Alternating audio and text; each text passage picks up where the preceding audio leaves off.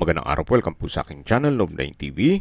Patalasasan po, meron po ba kayong mga properties na napapabayaan or non-performing assets? Plan nyo ibenta, pero wala kayong oras sa pagbenta nito. Kung ito'y pagkakatiwala nyo po sa amin, tawag lang po kayo sa aking numero, usap po tayo, gawin ko po ng video for free. Yes, libre po, wala po kayong babayaran. Tutulungan pa namin kayong mabenta ang inyong property. Kami na po bala sa marketing, sa boosting or paid ads. Even sa tripping, hindi na po kayo mapapagod sa pag-entertain ng mga buyers. Kami na po bala sa lahat. Tawag lang po kayo. Nandito po tayo ngayon sa Tagaytay kung saan meron po tayong bagong video presentation, isang residential property na may lot area na 300 square meters. Ito po'y titulado, buhay po ang may-ari, kaya wala po kayong maging problema sa documentation o sa transfer ng title. Napakatahimik po ng lugar, sariwang hangin, at malamig po ang klima. Ito po'y nasa mataas na lugar. Ang estimated elevation above sea level ay 1,900 feet. Nasa loob po ito ng isang exclusive subdivision. Meron pong clubhouse at amenities, gaya ng swimming pool, function hall, basketball court, at marami po pong iba. Sa ngayon po, hindi natin mapasok yun gawa ng meron silang event.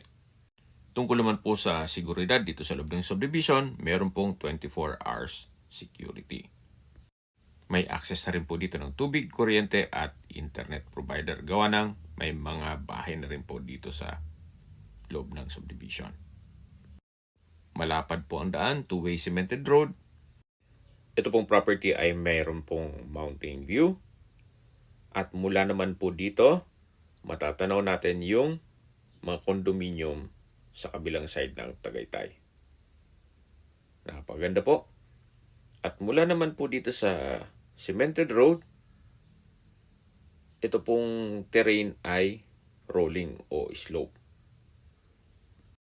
Para may idea po kayo, ganito po ang magiging disenyo ng bahay nyo kung sakaling ma-acquire nyo ito.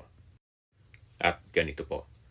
Kaya please manage your expectation. Once na mag-set tayo ng tripping, baka mag-expect kayo na patag na patag.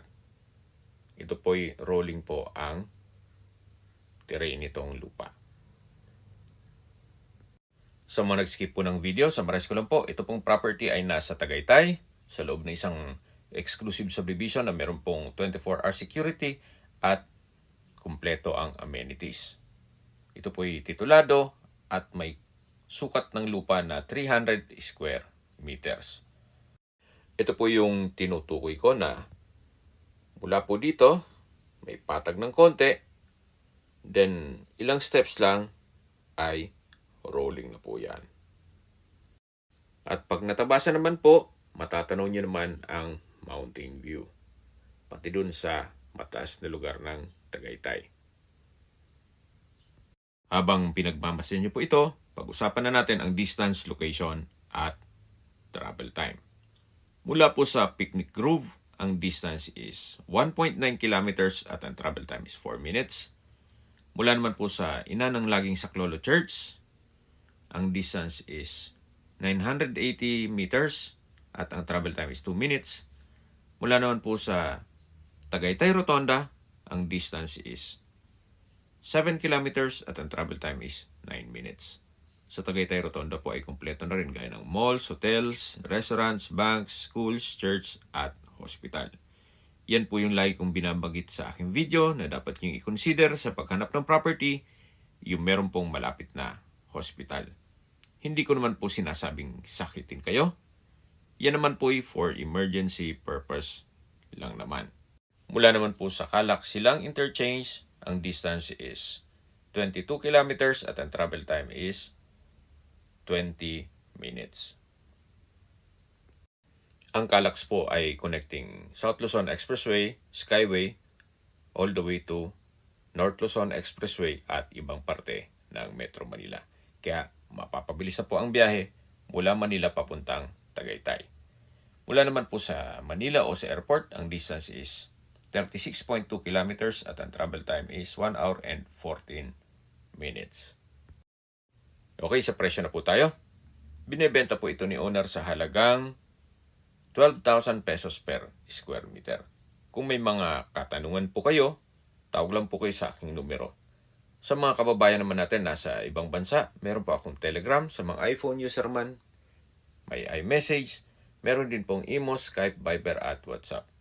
Same number lang po, 0917-316-3399. Sa mga nagtatanong naman po ng aming Facebook, meron po aming Facebook page na Nov9TV at Facebook Reel Video. Meron din pong TikTok at Instagram. May ibang YouTube channel po kami, the Nov9TV channel, Nov9TV Listings, Nov9TV On The Spot, Nov9TV Updates, at Nov9TV House Rental. Sana po naibigyan nyo ang video presentation. Paki-like and subscribe na lang po sa aking channel para ma-update din po kayo sa aking future listings.